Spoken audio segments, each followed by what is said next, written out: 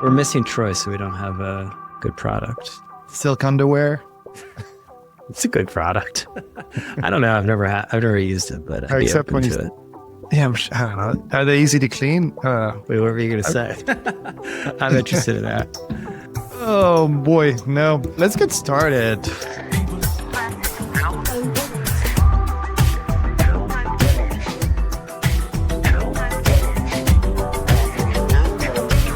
Welcome to People vs. Algorithms. This is a show, if you don't know already, about media technology and culture, connecting the dots. We are not joined by Troy Young or AB. AB is working on a deal. Troy is mysteriously traveling, something like that. Last So minute. it's just me and you, Alex. Yeah. This is like when the parents are away. I don't know what it was like growing up. Where did you grow up again? Switzerland? No, everywhere.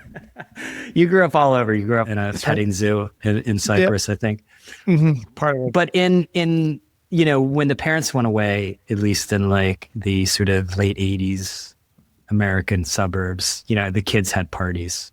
My mother listens to this. We had parties. She knew. Yeah. Did you have parties at like house parties? We did, but I am aware of American culture. As you know, you exported it through movies. No, it was binge drinking, but it wasn't about like sipping wine or having people over for like cruise. No, but I mean, I've seen the movies. Okay. You know? Yeah. No, but it was true. Yeah. It's great. Yeah. I don't know. Do kids do that these days? Do they have house parties? I don't know. I mean, they don't drink anymore. I don't think they sell kegs anymore. Like in high school, No, the social gatherings were in the suburbs. Like someone's like brother, or they had a fake ID somehow, would get a keg, and like you just like put a keg out like on a golf course. I mean, I'm sure this hundreds of teens would come. I'm sure this still happens. I mean, the places I grew up, you sneak your way into a bar at 15. Well, you could do that in Philadelphia. You had to go in the suburbs. You had to go into the city. There was a couple bars in North Philly that would admit a 16. So this is us. I'm a little worried because I think my place on the show really works well when played against Troy. I'm essentially here to be a foil for Troy. And so when he's not there, the dynamics kind of break apart a little bit. All right, yeah, no, I can be more hostile because I was in New Orleans this week for a B2B media conference. It's called BIMS, Business Information. I forget the M and the S. Anyway, I like going to these B2B media conferences. Just to set the scene for us, what's the scale of something like that? It's like 200 or so. I guess it was like 200 people. It was at the Ritz-Carlton in New Orleans, where we used to do events at my last job. So I hadn't been there in several years. They have this really strong signature scent in there where you first like, I'm like, get out of the elevators. It's one of those lobbies that's like on the third floor. And it's like, this is really nice. And then you're like, oh no, this is like it's living with like a really intense like air freshener Febreze. I have trouble with smells. I think I have a very good sense of smell, so I cannot walk into one of these candle stores without going crazy. I'm a little bit like a golden retriever when there's fireworks, when there's too many smells around me. You know, at the airport when they spritz you. Oh yeah. So it would be hard. But wait, I went there and there were a lot of People vs. Algorithms listeners. Like people came up and that was really cool. So That's one fun. guy came up to me, I'm going to keep him anonymous. And he said, so one thing I really need to know, do Troy and Alex really hate each other? Well, that's a complicated question. No, you can answer that. I think you've seen us interact. I said yes, yeah. He hates, no, we love each other, but he hates what I represent, which is like, youthful socialism. Yeah, exactly. No, I explained it that I said, some of this is character development, because you need to sort of be yourself. I always counsel Troy, be yourself, but not too much so. But like, you need to play on your edges. If you look at like All In, you have to admit they've done a good job of establishing themselves in the different characters, and Jason, in this season, Jason's new character development took a real twist with him being a buddy of Jeffrey Epstein. So. Yes, we'll get to that later. It's it's a mid-season thing that they do to get the ratings up, right? Yeah. So Great. Troy, I wish Troy was here, just in general, but like I want to talk to him about. Also, not in the Epstein files. Gotta say, I did a anyone control in the F. I did a control F for Yeah. Troy. I'm just kidding. Of course, Troy was not in the Epstein of course. files. I didn't know anyone in it. I was hoping I might be some fish out some dirt, but like nobody. So I had two former bosses in the Epstein files, and not like in like a passing way, because Jason was there. I mean, Jason wasn't like, it was a little bit passing, but because I guess he's more prominent now, which is kind of crazy for me to think. It got some buzz, I guess, at least on X. And then Michael Wolff, which is always well known. He's long been enmeshed with Epstein. But I think the thing there, and I saw this somewhere, it's like you don't want to be in those files, but you want to at least know, like, you want to know enough people. And that might be an East Coast thing. Like you want to know enough people who are in there. Okay, that's some sort of grading that happens when you need. The best thing is to know as many people, but not be in it. Totally. Yeah. Okay. Yeah. You don't want to be in it. There's no upside. No upside. Well, there is some upside. So Tina Brown, because let's just get into talking about the reputational cost and whether reputation matters at all. Because Tina Brown, like, she got an invite to go to Epstein's townhouse to some kind of dinner, and the draw was that Prince Andrew would be there and Harvey Weinstein. She replied, she was like, "What is this? The like pedophile's ball?" I mean, yeah, no, she looked. Might have been Predator's ball. She looked great. I think that was a great snappy remark. Yeah, so not many people did. Yuval Harari also came across looking just fine because he rejected his entreaties. There's a lot of people in here, and one of the things that I was thinking about is whether there's still reputational cost there, because I think we're seeing overall like a sort of reset of this thing. I mean, we went through. I always think we swing back and forth like in a pendulum. And so we went through a period, the quote unquote woke period or cancel period, whatever you want to call it, where there was a heightened sensitivity. A lot of things there was social costs being put on people for bad behavior, right? Things they said, things they did, people they were friends with. And it ran the gamut from like literal crimes, to bad jokes or, like all kinds of things that I think now we look back and say, yeah, that was a little excessive, right? Some of it was. Some of it was, right. Well, that's what I'm saying. Really good, yes. But again, I'm against Harvey Weinstein too. I'm against Ted Kaczynski and Harvey Weinstein. We want to be even clear. Even Charlie Rose. I'm not in favor of Charlie Rose either. But I think there's a general, look, the pendulum then swings too far back. And I just wonder, is there a reputational cost? I mean, we saw in Europe, we were supposed to be the Puritans, right? And then in Europe, you guys are like, I thought anything like the way I goes. represent everyone in Europe. Yeah, like DSK. I mean, come on. Like he was, what was his? He was called the Hot Rabbit, that French politician. Is it the Hot Rabbit? I don't even know if it translates well. How do you say it? I don't even know what it translates to. It's an untranslatable word. It's untranslatable. It's not for quaint American ears. I mean, we've had our own share of scoundrels in Europe, so maybe it's less shocking. It's like this has been we know. But on the reputational risk, I wonder if all of this is like just like there's a pretty big like maybe perception gap between social media noise, right, which is how we measure impact of these things. Does that make sense? Like a centralized social media effort that feeds itself into the media, right, and becomes a thing, versus now that's not really happening anymore. But I think like on an individual level, and if you kind of queried people in their everyday life, I do think that there's a cost. I mean, there's still impact felt, and I'm sure it impacts them in their social lives and their business dealings and all sorts of things. So do you think that it's fair that people bear a social cost for associating with him at all? Because I think there's a conflation of things. One is there's the implication that people were up to no good, right? And so that's obviously like, look, if you got the frequent flyer, if you're getting like bonus, whatever the sort of loyalty points to Epstein Island, And that guy Mandelson from the UK, like he was, again, I don't know what's real anymore with AI, but like there was this one photo, let's just assume it's real, of him wearing like branded merch from like Epstein Island. I mean, if you're visiting the gift shop, like there should be a cost. Yeah, for sure. Well, I think there's a few things. Number one, some of these things that came out that have been widely shared are from the FBI tip line, and so we don't know if these are real, right? Like, no, some are like ludicrous. Well, because I mean, and I don't know if it's on purpose to like, disseminate all this junk with it.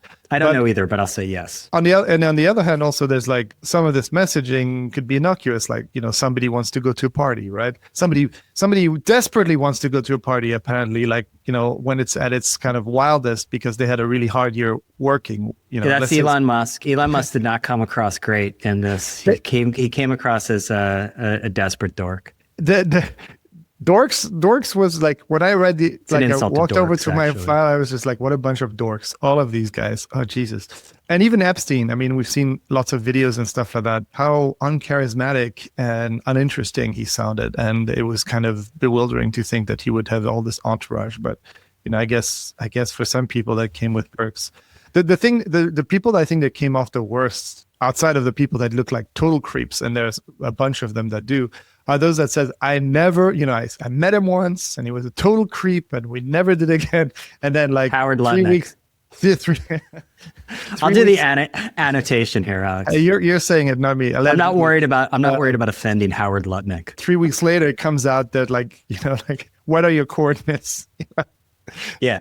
Well, a lot of this is also... So the thing is like the lying is Yeah. I mean, look, I realize that like as a journalist, like I have like a high sensitivity to hypocrisy. I mean, it's just a feature of the journalist people. However, like that is like glaring, and there was a lot of dissembling. And I don't know, just from a crisis PR perspective, I'm surprised more people didn't get ahead of this. Like I didn't have to like start, like, I don't know. I mean, I guess I email a fair number of people. I don't run in these kind of circles exactly. But like, I feel like I would have known if I had exchanged, say, hundreds of messages with Jeffrey Epstein that it would probably get out. I might want to like, not be so declarative in my statements. Yeah, about it's that. not something. It was interesting though with Epstein that, I liked getting into these things because I like to see how these people talk like in their private life. You always like wonder, and it's so disappointing. Yeah, it is. I was actually wondering, they need Calendly. They can't figure out like freaking calendars. I'm like, these oligarchs, how are they running the world? They don't know when they're going to be in the same city and everything like this. Nobody uses Zoom, I guess, back then. And they're constantly just trying to do coordination work. Is AI going to solve this? I mean, it's their assistants, but I mean, as somebody who's worked with an assistant for big part of my career can tell you're a baby once you leave those jobs. You don't know how to do anything. A lot of these like high ranking executives, including myself, like turn out we're not ready for the outside world once we leave, the comfort of having a team that manages your time. But I was wondering about, as a writer, I like to write my emails, and I sometimes will reread them and make sure you dictate them. Come on. No, I type everything. But I always felt like, I mean, I pay attention to capital letters and punctuations as well as I can. I'm not writing a dissertation, but the writing, the typos, the crazy capitalization, the weird 2 dots or 4 dots at the end, it's really like it pulls a curtain and makes whose email you read like much less interesting than you thought they were. Yeah. I mean, that's a flex though. It's like, I've seen, it's like it reminds me of, have you ever had one of those guys who does it's always a guy who does the really low talking. They like talk really like low. Some people and you're like, I'm like, why are you doing, and then you realize it's all to make you strain to hear them. And it's a power thing. Because they went to some sort of Tony Robbins seminar or something like that to like, you pull them in by talking low. Like they think they're like neurolinguistically programming you. You have to lean in. And I believe, and this is not an original thing, and I believe that is what is at play here, is the idea that you can flout all, and this plays into this, you can flout all social norms, obviously, but you can also just flout the norms of like, punctuation and grammar and force the other person to try to figure out the meaning of what you're doing. I think that's an excuse. I think in part that's an excuse. I think that's the same way as I used to say, like, I'm too important to schedule my own time. And turns out I have crippling ADHD and I don't understand how time works. That's true. I don't know. That seems like, it does. At first, when I read that, I was like, no, this guy's just barely literate. And it's kind of like the Peter Thiel, his speaking style is difficult.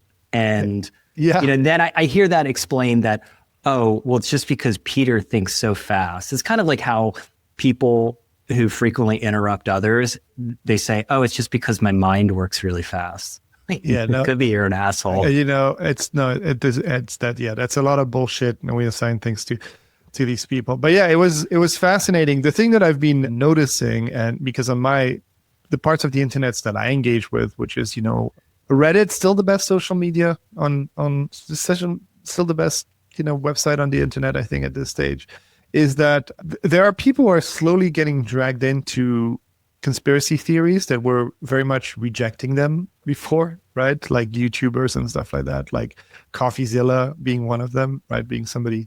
And at this stage, it's hard to maintain any sense of what's real and what's not, because every time somebody makes a kind of completely crazy declaration about what these parties were and how many people were connected, right? It gets, reasonable people go, well, it's probably exaggerated. And then a new job comes in and you see Woody Allen hanging out with Steve Bannon. And you're like, what the fuck is happening in the world today? Like, where is Woody Allen? They're both terrible people, obviously. And now there's an ongoing narrative that a lot of this like Pizzagate stuff, including the creation of QAnon, was created as a psyop by Steve Bannon to kind of move people away from the Epstein files, right? Yeah. And it's like, of course that sounds crazy, but is it? That's right. I know. There's one that like Epstein created Bitcoin. I don't know if that's why Bitcoin has been in the toilet, but maybe. I don't think he's smart enough for that. I do think that like there are real kind of insights into the narrative management of these people, talking about like how they should create video and media, how they look at content and social media as a way to shift the narrative, and how many people piled on to help, right? Like, I think apparently Woody was going to help edit the video that was going to make Epstein feel, he was going to record a video with Steve Bannon and Woody Allen was going to edit it. Yeah. So, we will see if I do agree with you. It's very early. And I think the social costs should mount. And like my kind of hope is it does, because I wonder with a lot of the things going on right now in like our political system, there's a sense that there are not now repercussions for anything, honestly. Like, we see like the just this week, it seems like it was like a month ago, like the Wall Street Journal drops like a story about the World Financial, the crypto company, like UAE is like buying 49% of it. And then all of a sudden they're getting access to these chips like early on in the administration. Like, these things would ruin administrations in the past. And like the reputational damage, I wondered like, where exactly is it? And like, I'm not saying that like that we should go back to having some kind of like mobs or something like that, but like there has to be a balance at some point. Yeah, I agree. But I wonder, like, I don't really have a clear hold on what's happening there, but I have a sense that there's kind of like two rubrics, and one is like we kind of got adjusted to thinking that whatever the algorithms pick up, right? That was during in the last few years before that, when there was these kind of cancel events that used to happen. We used to see like some sort of retribution or consequences, and we used to be measured in how much the algorithm would amplify things and how much stuff we would see on social media, right? I do think that the world has changed in the way that response to algorithms. I think the algorithms have changed. So it feels like sometimes some of these things land and there's so much stuff going on is that they land with a dud. But I don't know at the end of the day, behind all that, how much real world impact this has on people, and if that has diminished. Like there's definitely like, you know, the current government and the corruption there and stuff like that. We're definitely not seeing consequences. People in those lists and that type of stuff. I wonder if it's more or less than before. It's hard to tell. That view is distorted for me. You know? Yeah. Brian Johnson was angling for a meeting there, and he had he's the guy who wants to live forever guy. Yeah. Yeah. He tried to get out and, you know, explain away. Peter Attia, who I never heard of until this, he's some kind of wellness guy. He's one of Barry Weiss's new contributors. So she's digging in her heels. This is the woke mind virus cancellation coming for deny. What was this? I mean, that is the problem when you stake your reputation on one of these kind of fads, if you will. Like, and I really do believe, you know, like she gets a lot of criticism, and some of it I think is misplaced. Like, I know Troy is not here to defend her, but yeah. You know, I think she's got other people defending her. I think one of the most, you know, the best ones is just like kind of attached herself to like a temporary phenomenon. And look, you need a hack. We talk about this a lot in media. You got to find some kind of hack. Usually it would be a distribution hack. Semaphore has a monetization hack. This was like a bit of a political cultural hack in which you find an issue that is a wedge issue that bothers a lot of rich and powerful people, you know, which is this kind of retribution that was happening because it was happening to their friends. Let's be real here. Yeah. But you can still maintain your kind of centrist, progressive-ish positions as long as you go hard on that issue. But the problem ends up being that issue, like all issues, loses its salience. And so you're left with your reputation being tied to this thing that it has actually flipped more to the other side. So she's sort of, you know, you gotta dance with the one you brung, but that's a tough one. Yeah, I think the potency of issues that, you know, like, you know, there might be 3 trans kids in America that go to a bathroom that somebody finds offensive, right? That does lose potency pretty quickly when there's all this other stuff in the news, right? Yeah. Like that's the type of stuff that people get tired of. So I think with moving off Epstein, like companies maintaining their, we can go to Ted Kaczynski. We're going to have Kaczynski Corner is coming up later. So instead of good product, I'm going to do a live reading from why Ted's he manifesto. had a few good points. Yeah, like, you know, if we're revisiting QAnon, we might as well revisit Ted's manifesto. But ICE, you know, I think we shouldn't lose sight of the fact that protecting like a reputation is, I think on one hand, I go back and forth. But like on the one hand, it's really difficult because you can get pulled into a lot of crazy things these days, particularly as a company, right? And we're seeing this with ICE in Minneapolis. You know, there's a lot of companies that have been pulled into this. Target got a lot of pressure because they were allowing ICE to like use their bathrooms and do like enforcement actions on their property. Yeah. And that ignited, they're a Minneapolis corporation, ignited a lot of outrage.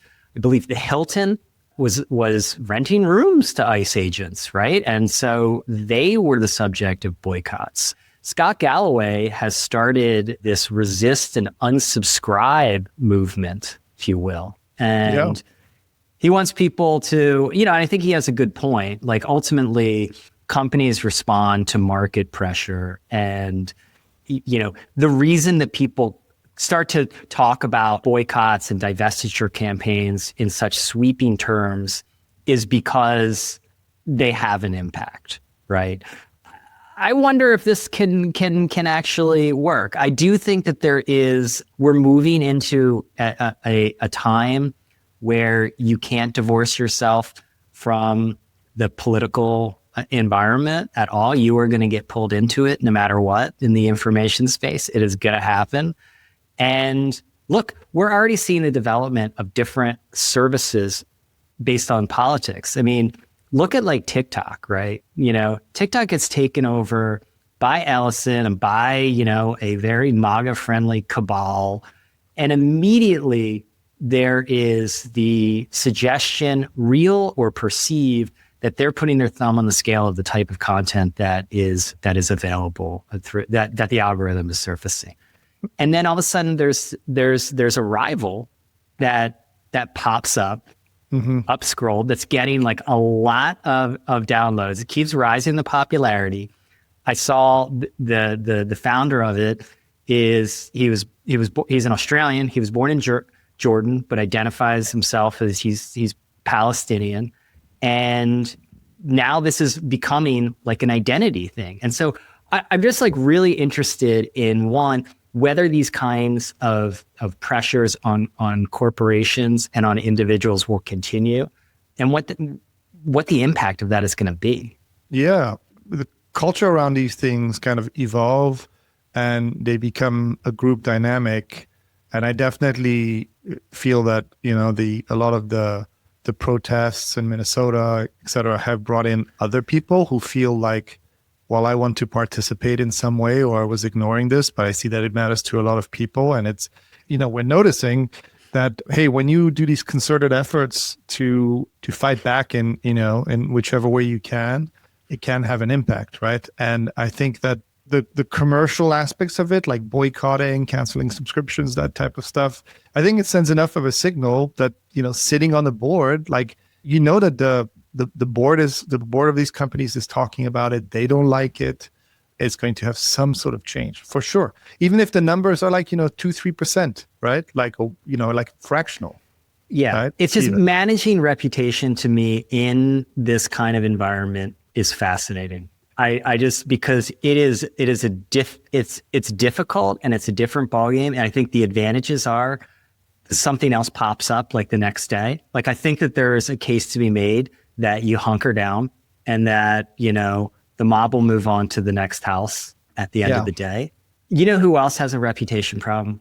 Again, Trish should be here to defend this.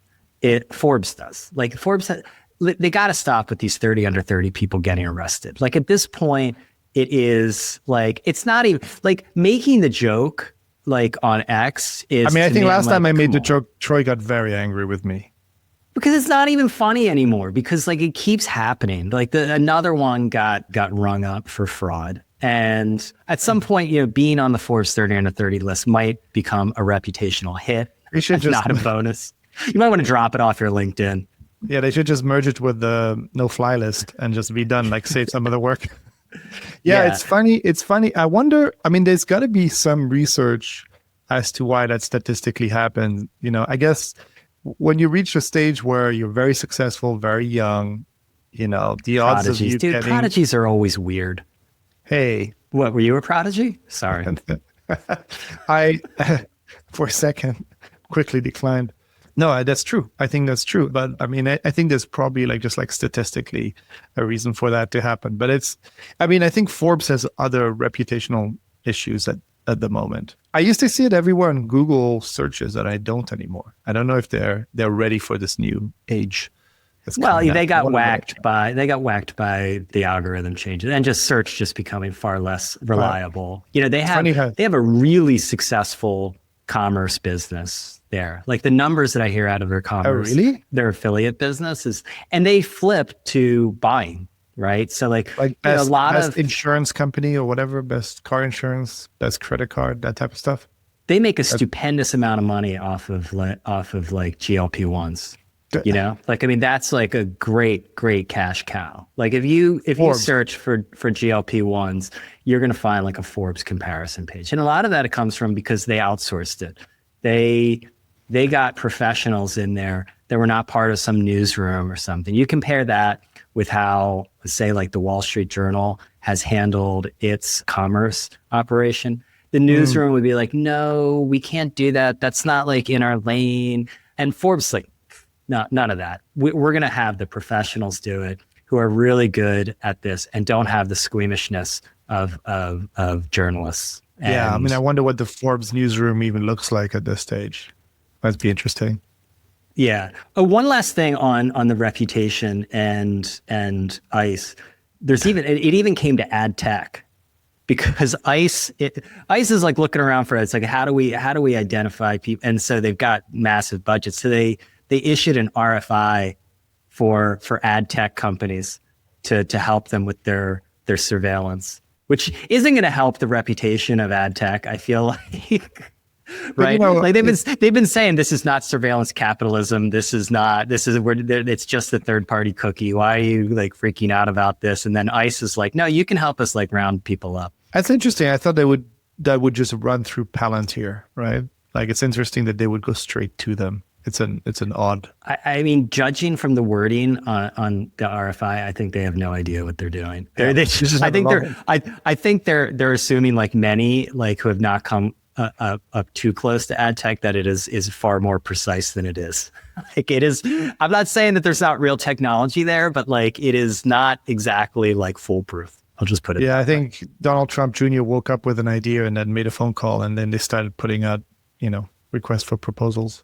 So one other person I want to talk about from the perspective of reputation, Jeff Bezos. Okay. So the Washington Post this week, this thing was telegraphed for so long. They've had buyouts. They've done like layoffs here and there. They're mired in an identity crisis. They have a CEO that was like roundly rejected by the newsroom. The newsroom was like investigating him before he had the job. Not a good sign. Like if you're taking a job and, the core of your team is investigating you, it ain't good. His handpicked successor got rejected by the newsroom. They investigated that guy to the point where he couldn't take the job.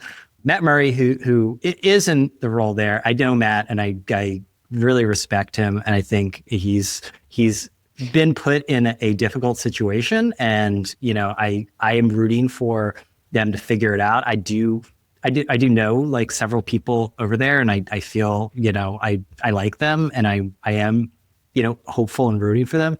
Jeff Bezos, I got a problem with. He bought this thing in 2013 for $250 million. He got a massive house in Kalorama. Okay. It was like, oh, great. We'll have these parties. Like Katharine Graham used to have salons in Georgetown. We'll have salons. People will come over. It'll be glamorous. It'll be cool. I don't know where he was in his midlife crisis. Was he already in a midlife crisis in 2013? It feels like he's been in it. He's been in a midlife crisis since like he was 28. Yeah, but, this is the problem. When male pattern baldness comes for you early, I think middle age, it gets weirder, but sorry to all the bald guys out there. I think some people handle it better. Stereotype. Yeah, I think some people handle it great. I think Jason Statham looks like he's having a fine life. Yeah. I noticed that at like conferences, the only sort of like acceptable profiling you can do, like if you like mix up people like based on their appearance, is like bald white guys. Like if you call a bald white guy another bald white guy's name, like they just like laugh about it because it happens all the time. Like you just like it's great. So thank you to all the bald white guys out there, because otherwise it'd be super awkward, right? Oh yeah, no, sure. So the thing with the Post is this thing has been like an unmitigated disaster. And you can't, I know Troy would be here. I'll just speak for Troy, be like, this is a difficult business. You need to make tough choices, and agreed. Sure. At the same time, Colin Powell said, you broke it, Pottery Barn rules, you break it, you own it. Like you own this asset, Jeff Bezos. You're a business genius. Okay. You've been in this midlife crisis for, seemingly decades, right? So you're spending a lot of time in St. Bart's. You're going to the Eurotrash lifestyle. You bought a yacht. I know you keep calling it Eurotrash lifestyle. I'm not offended. It's fine. Again, I'm trafficking in crass stereotypes. This is what happens when you go post-institutional. You can speak. That's right. You're not scared of cancellation anymore. We're past that. Yeah. I don't think he bought a yacht that's for twice the amount that he paid for the Washington Post, right? As a right, $500 million yacht. Look, owning a media asset. And this is like when Troy will say, "Well, it can't keep losing hundreds of millions of dollars." I agree. Yeah, you got to run these things as businesses, and yet at the same time, if you're looking for a cash flowing asset, don't get into media. Like any billionaire that is listening to this podcast, please. Do not get into media if you're looking to like generate reliable, stable cash flow with no headaches. But Think about car dealerships. I don't know, coin-operated laundromats. There's all kinds of private equity stuff you can do. This is a bad business, and it comes with these weird costs. You will end up losing business because of things that your asset does. That is the test of owning a media business. You're not really in the media business until you take a financial hit because of the journalism that you do. It's always been the case, always will be the case. There's tons of upsides to owning a media business. As I said, a lot of good parties. There's political leverage in it, but there are downsides. And beyond that, isn't this guy a business genius? Like I think that a generation of mediocre media executives should feel a lot better about themselves right now, because he clearly has no answers, and he's trying to avoid that by being an absentee owner. Unacceptable. What Troy can say is correct, right? These are hard businesses and hard decisions need to be made. The problem is it doesn't seem like any of these good decisions were made earlier or progressively or intelligently. I get a sense that he might have been ready to lose money, but there's also these individuals are very competitive, and having something that isn't making money is a sign of failure. Does that make sense? And so it's the thing that they 100%. Couldn't turn around. But how do you feel like Laureen Powell Jobs did with the Atlantic, for example? Isn't she thought to have stupendous? Yeah, she's done. She's done great job. The Atlantic has poached so many talented people from the Washington Post. It's profitable. It made difficult decisions. And we mentioned this. You had a hard stop, but Troy and I talked about this a little bit the other week.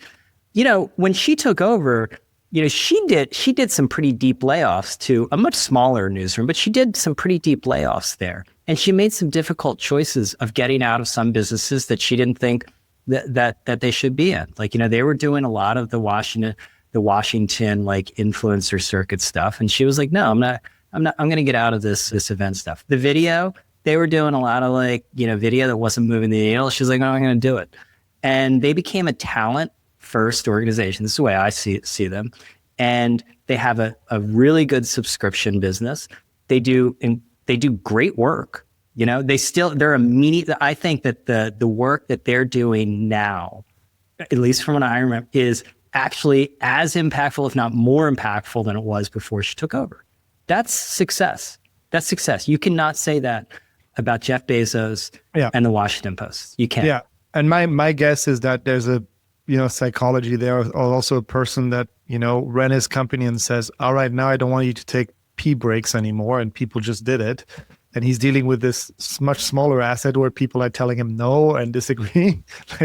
I wonder, this feels, I wouldn't be surprised if, because look, I wouldn't want to run a journalistic organization. Me too. And I just want to be clear, I'm not. I mean, if I was a billionaire, I'm in too deep. If I was a billionaire, I wouldn't want anything. Why would I want to deal with that? That's crazy. As somebody who's gone and had to manage layoffs, I don't think most people ever want to do layoffs. It's not, there's this kind of myth that there's these managers rubbing their hands together saying, yeah, we're going to. Oh God, it's the worst. It's the worst. It's horrible. Everybody feels bad about it. But I wonder how much part of this feels like a purge, considering all the pushback they've always had. I think there must be this real contentious relationship between Bezos and the people that work at his company, when he's so used to just, kind of telling people what to do and being able to manage teams of thousands of people.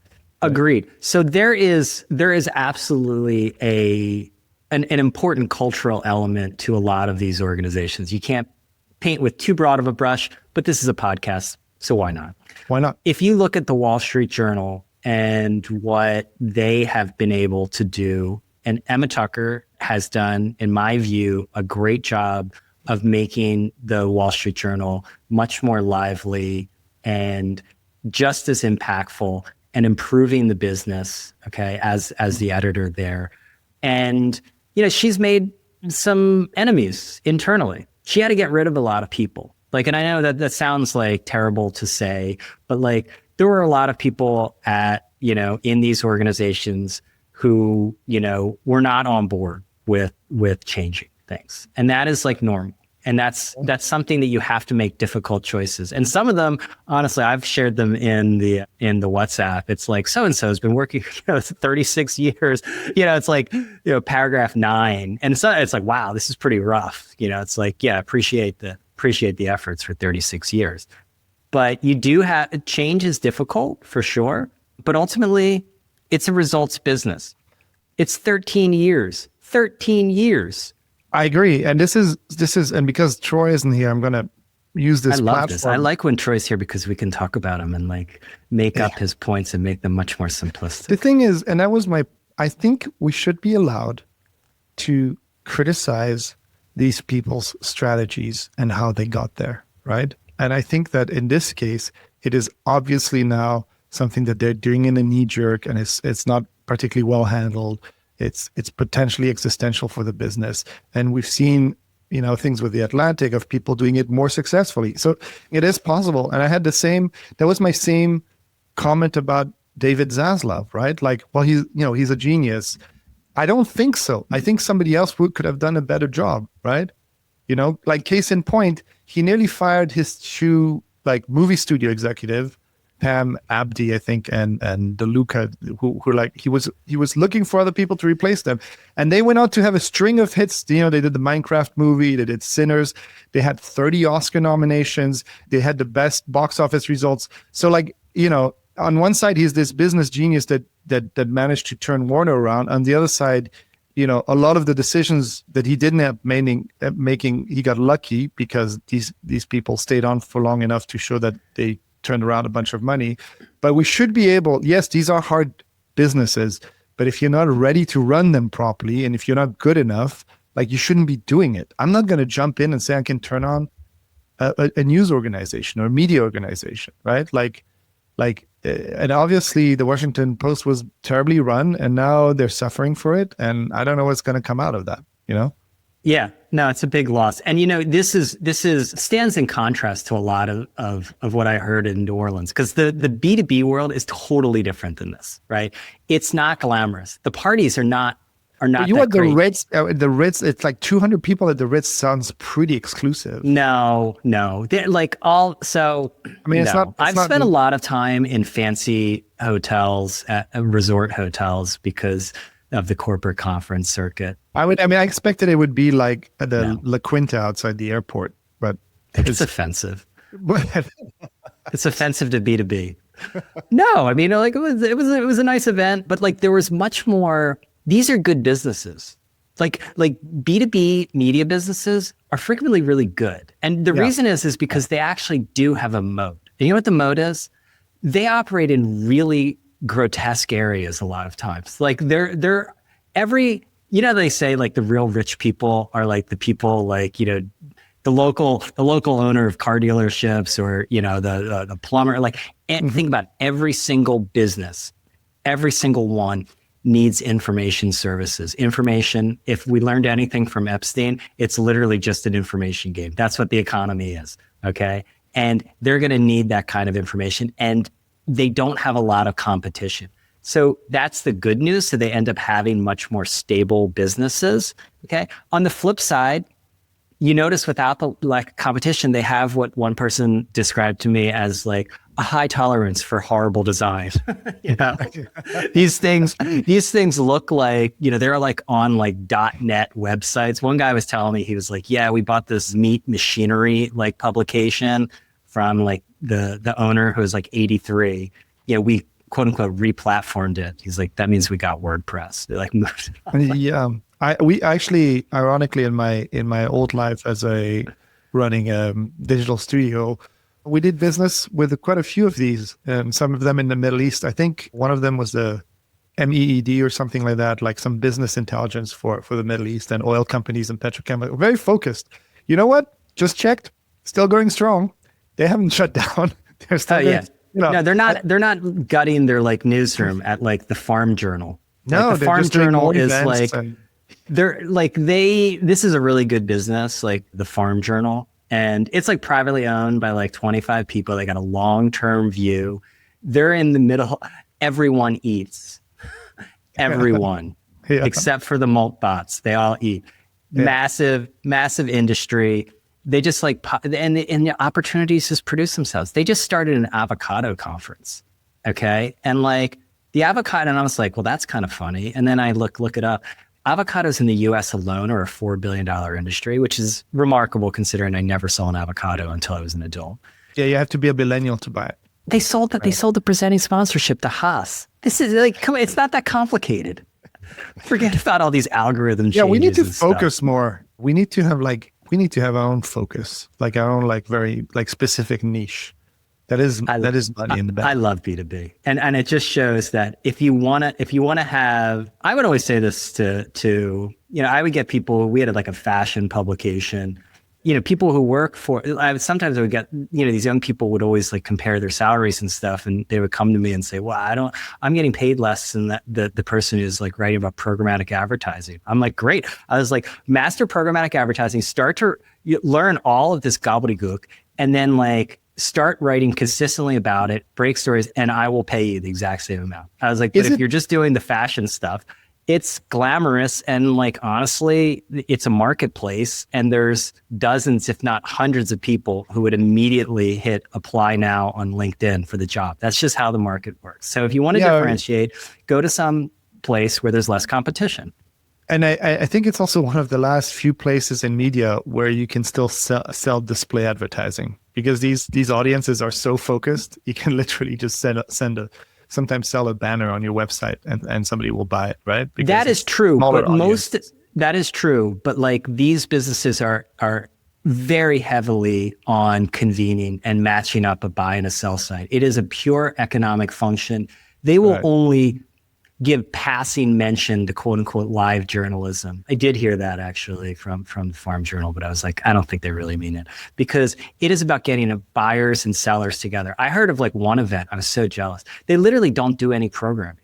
They just like bring together like buyers and sellers and set up like tables. They pay them to have tables in some like massive, like sprawling conference center. And like the biggest companies, they'll buy entire rooms. And literally all you have to supply are freaking tables and seats and maybe some coffee. Like that's it. Because people are going to need to meet and do business. It's a much more straightforward business. And you know what? It's not going away anytime soon. It's sticking around. Power to B2B.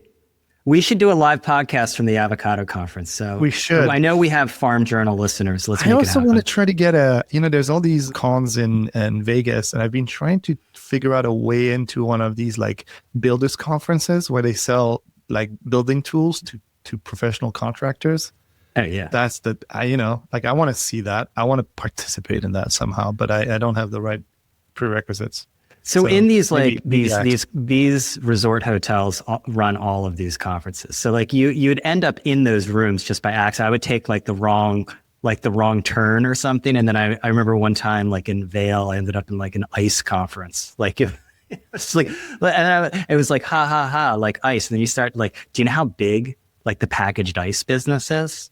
Oh, like packaged really ice. Okay, now that type of ice. Yeah, not that ice. Sorry. You can now buy like $7, clear ice cubes for your special cocktails, and like $1 ice cube. It's pure profit. Yeah, we have to talk about AI because I know you have a hard stop in 7 minutes. Me too. Yeah. It's very funny because I feel like agentic. I did say this would be the year of agentic. I mean, it wasn't a hard one. The chatbots almost seem like a head fake at this point. Because like there's a couple things going on. One is like in the battle of the chatbots. Let's actually start there. In the battle of the chatbots, OpenAI is coming out with ads on ChatGPT. It's very sensitive to it. It dropped this thing on a Friday afternoon, right? Almost apologetically, instead of like actually trumpeting the product, like at like Advertising Week or Cannes or something like this. It was all about how they would try to make it basically like as like tangential as possible, and it would never impact the actual answers. I mean, it's a reflection of the way Sam Altman feels about ads, and shows that they're pretty desperate. Yeah. So Anthropic scrambles. They're running this Super Bowl ads, I guess. I don't really know. But they rolled it out ahead of the Super Bowl, and these are not totally accurate. I mean, I would say Altman has a well-deserved reputation for being a slippery individual, but I don't know. I mean, Anthropic, these ads were basically saying that they got the chatbot diction really well. Their answers were going to be influenced by the advertising, that they would all of a sudden be slipping advertising into the answers, which of course they're not doing. It's the ads themselves, I think are, I don't know. I think they could actually file a complaint about them. I mean, I don't know. I think it's complicated. So it's a guy talking to a trainer, and then you notice that the trainer is actually the AI answering him, right? Yes, but it plays to a fear, and I think it's framed in a way advertising is coming to AI, and it's playing to a fear that we all have, including me, that it starts a certain way, right? I think Google Ads started a certain way. They had a nice, real big box around it and said advertising. And then it's really hard to distinguish what is advertising and not advertising. I do think that there is some truth to that. They didn't say ads are coming to OpenAI. They're saying ads are coming to AI, and we're not putting ads in there. And it's heightened. Oh, come on!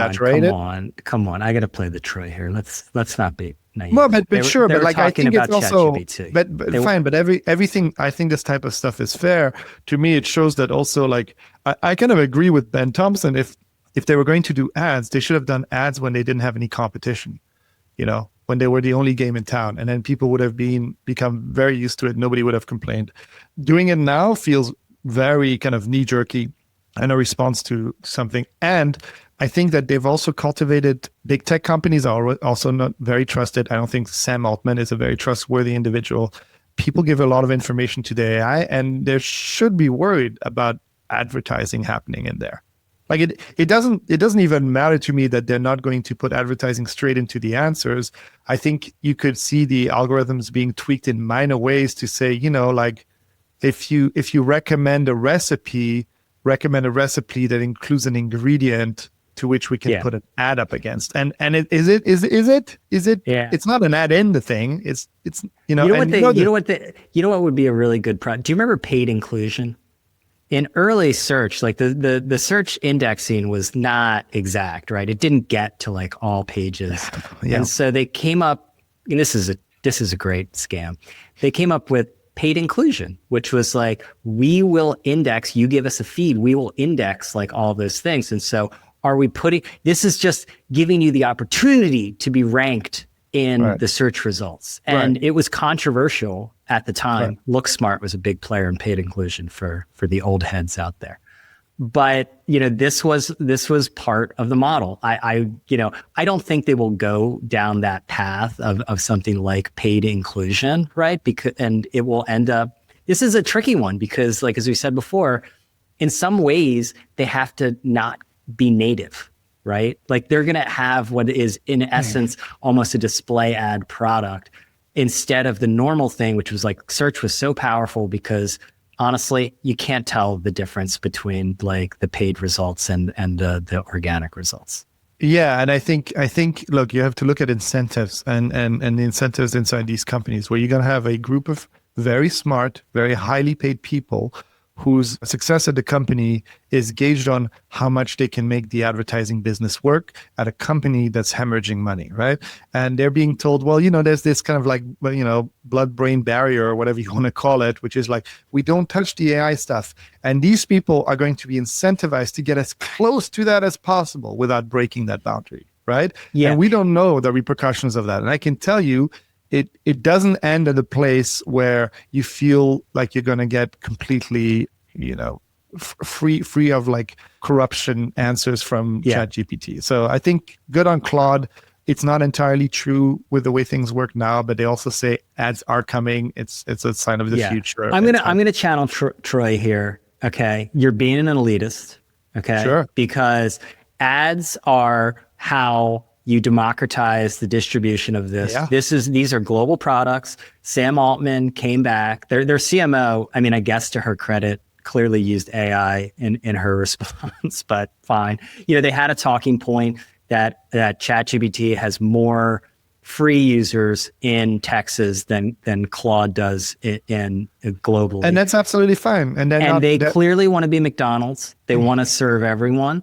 And if Claude and Anthropic have different business models, power to B2B, that allows them to do other things. And look, with how Claude is positioning itself with that Think campaign and whatnot, it's clearly trying to become the sort of New Yorker tote bag of these AI engines, right? These AI I think companies. It's also a lane, right? It's a lane, and they can say, if you don't want this stuff, you can come to us. And it is, in many respects, like a product that I trust more for a bunch of different reasons. And there's going to be, they might end up with like, maybe 5% of what OpenAI does. But either way, I think it's the right time to do it. OpenAI is, complaining about Claude. What's likely going to happen is the elephant in the room here is Google, right? Who's going to be eating away at the scale stuff. And OpenAI is going to be eating away at the B2B and professional stuff. I mean, Anthropic is going to be... 100%. And OpenAI and you know what? Honestly, ChatGPT, they and this is me and my bias. They poured everything into this codex. It seems like when they're in their code red, and the chatbot has gotten worse. Like the personality is terrible. The writing is horrific. And I think it's grating on people, not just me. I could be wrong, but just the fact that Anthropic used the hokey diction and the it's not this, it's that stuff, which is a problem with all of these chatbots. To me, speaks to since what is it, GPT-5? It isn't that. It hasn't improved that much to me. And I'm not coding with it, so I don't know. But it hasn't actually, to me, gotten all that better in interacting with it on a regular basis. But let's move on to good product, because I know you do have to go. I have an entry with good product because I was in New Orleans for 3 days, as I said. I didn't get out and about too much. I like New Orleans as a city. I think it's a classic American city. New Orleans is one of the few places where I go and someone, in a service situation can call me baby, and I think it's fine. I don't mind being called baby in New Orleans. Yeah, but if that happened in Portland, if that happened in New York, I'd be like, what the fuck are you talking about? Or in Phoenix. Great culture there, great food. I still need to go because I love to see this kind of, I think there's, this French culture that came to America, and some of them went south, and some of them went north to Acadia. Yeah. And the Acadians up north have a very little food culture, and then the one that went down there have this very amazing food culture, and I want to sample all of that. It is said that a lot of kind of even the language and the words are very old French, and so I love that stuff, man. It's gonna be great. Yeah, no, it is a great city. The food is great, and here's my good product on the food scene is there's this sandwich called the Famous Ferdy that's sold at this place, Mother's. It's amazing. It's a great sandwich. It involves 3 different kinds of meat, a coleslaw, pickles, but then what they do is they drown it in au jus sauce. And they call it debris. You get little bits of the roast beef. Dipping definitely, my life expectancy did not go up, but dipping bread in sauces is something that I realize that I do because it's so French ingrained. Even when you finish a salad, you take some of the bread and you soak up that kind of salad dressing.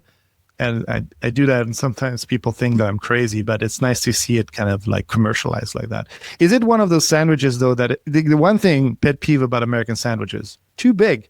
When it's too big, you can't really eat it properly. It falls apart. Is it, I think your European sandwich should have structure. Okay, you're European. I have a good product, and then we can wrap it up. Wait, one last thing on that, then I'll give you your thing. You mentioned the wiping up sauce.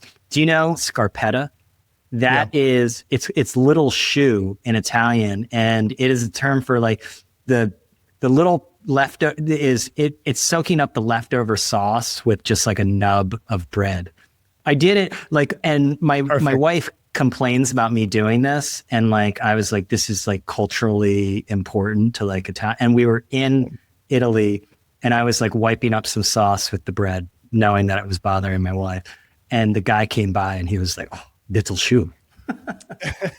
Yeah, no, it's one of the many little pleasures in life, and I'm glad you participate in that. It's fantastic. All right, what's yours? Can you hear it? All right, this is the Orchid by Telepathic Instruments. It's really hard to get. They do drops. They're like small production. It's a tiny little portable synthesizer, and it'll help you kind of by giving you chord ideas and make music. It was designed in partnership with a musician called Tame Impala, very popular musician.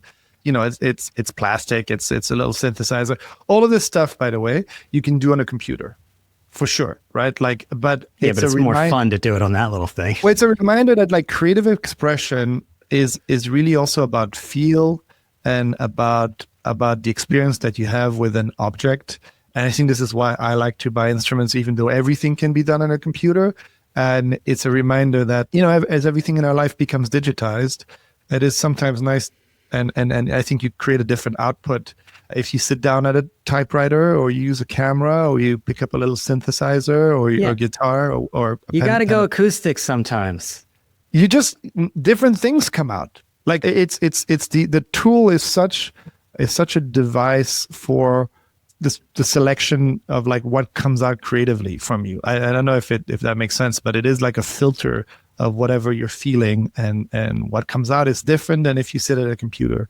And computers are fine, but this is a fun little device. So if you have a few $100s burning your pocket, and you can wake up at midnight when the drops happen, you can make music. All right, we should sell that in the PVA boutique. Oh yeah, for sure. Along with branded merch, just like Epstein. All right, on that note. All right. That's it for this episode of People vs. Algorithms, where each week we uncover patterns shaping media, culture, and technology. Big thanks, as always, to our producer, Vanya Arsenov.